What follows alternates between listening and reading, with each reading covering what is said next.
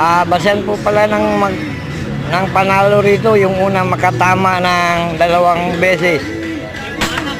12 shots ang ginagawa. Yung mas maraming tama, yun ang mananalo. Ito yung mga kasali ngayon. Andyan si Toto. Kasali yan. Ayan. At andun yung kanilang target.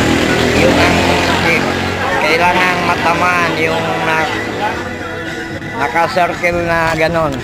Nasa harapan po natin siya ngayon. Ito. Ayan. Ito. In action ngayon si Captain Danny Obkungan.